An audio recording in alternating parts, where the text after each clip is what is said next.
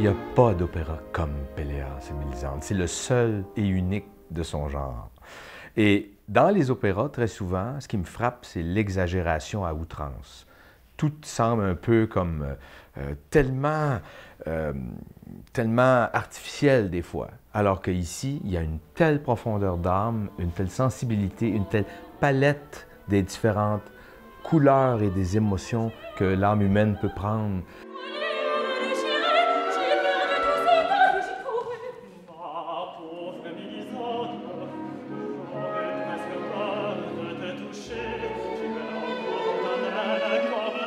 Pour les jeunes chanteurs, ce que j'ai voulu explorer, ça a été de, comment je pourrais dire ça, de sortir le cliché de l'opéra qu'ils pouvaient avoir ou qu'on peut voir parfois chez les chanteurs et de chercher un jeu le plus naturaliste, le plus minimaliste possible. Pour plusieurs raisons. D'une part, pour correspondre à la trame narrative. Si on la surjoue, si on est dans une gestuelle exacerbée, ça ne correspond pas vraiment à ce que la musique nous amène, d'une part. D'autre part, du point de vue pédagogique, d'apprendre à être présent sur scène et d'être naturel, c'est le défi ultime.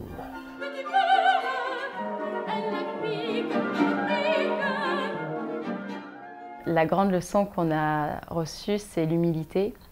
Et dans cette production, dans cet opéra, on dépend tellement les uns des autres, on dépend tellement de l'orchestre, du chef, on est vraiment tous tellement imbriqués, toutes les voix sont imbriquées les unes dans les autres, qu'on est obligé d'être solidaires.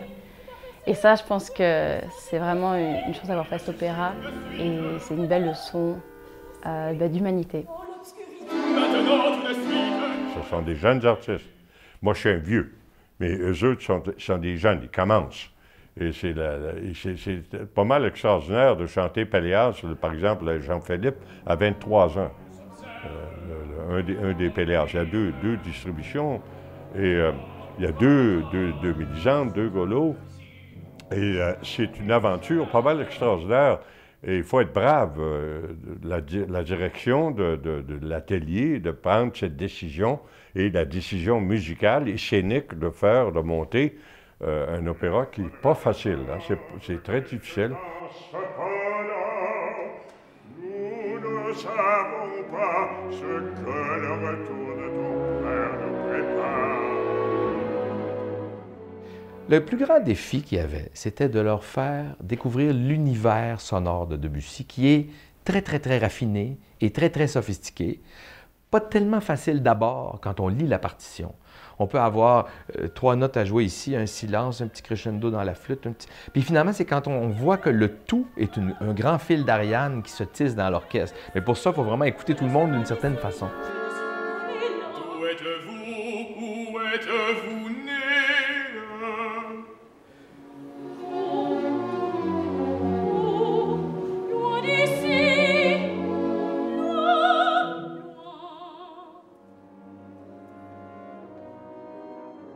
Debussy a pensé à tout. Au point de vue harmonique, il n'y a pas de mesure qui est pareille. C'est des modulations, les démodulations qui amènent soit le calme, soit qui amènent l'excitation, qui amènent le dramatique. Et c'est très descriptif. Debussy était un impressionniste. Il écrit de la musique c'est comme un peintre qui met sur son tableau les différentes couleurs.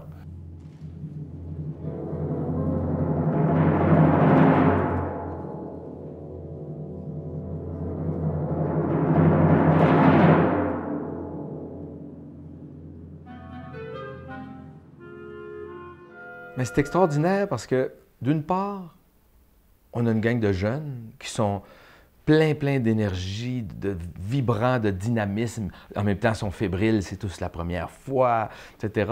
Puis c'est pour ça que je suis là, moi, c'est pour les faire travailler, les faire apprendre leur métier et leur faire vivre une belle expérience. Puis en même temps, il y a Joseph, qui est cette espèce de grand sage qui a tout vu, il a vu le monde, il a chanté sur toutes les grandes scènes du monde.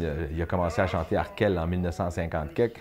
Alors, pour moi, il y a une sorte de complémentarité entre cette fébrilité de la jeunesse et cette sagesse de l'expérience qui se complètent. C'est formidable. apporte-la. On vient encore de trouver la maison de fleurs, le long de la mer. Moi, ce que je pense que ce que Joseph a apporté le plus aux jeunes chanteurs, c'est une méthode de travail, une façon d'aborder le travail du chanteur d'opéra. Il a démystifié, pour moi, par son attitude, bien des choses. Joseph Rouleau arrive toujours en avance. Il s'assoit dans un coin, il rouvre sa partition de musique, il étudie son rôle, il étudie encore son rôle, il se concentre, il rentre, et ça, il fait ça tout à fait discrètement, alors que les étudiants, eux, sont là, ça jase, etc. Puis il y a encore du temps, il y a encore 15-20 minutes avant qu'on commence la répétition, et Joseph est déjà en train de travailler. Alors ça, je pense que les chanteurs, les jeunes chanteurs ont vu cette approche-là.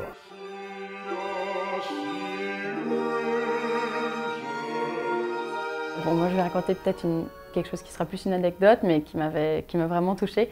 On était en train de pratiquer l'acte 5, donc c'est la mort de Mélisande. Et il y a un moment donné où Arkel remonte la couverture sur Mélisande qui a froid, mais lui ne s'est pas contenté juste de relever la couverture, il a arrangé le col. Et c'est ces petits détails qui font que le personnage est vrai, que ça vient toucher le spectateur.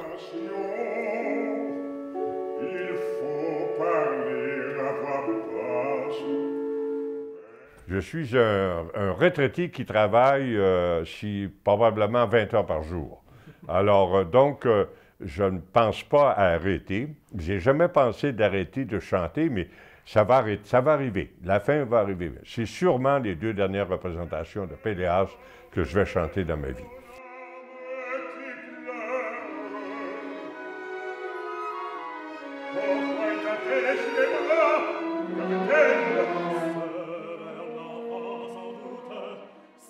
J'ai surtout la fierté d'avoir vu évoluer les étudiants depuis le mois de décembre. Là, on arrive au mois de mars. Ça a été un long parcours. Aujourd'hui, ça semble avoir passé vite, mais du début, j'ai vu l'évolution, puis comment ils se sont développés. Ça, pour moi, c'est là que j'ai mon plus grand sentiment de satisfaction.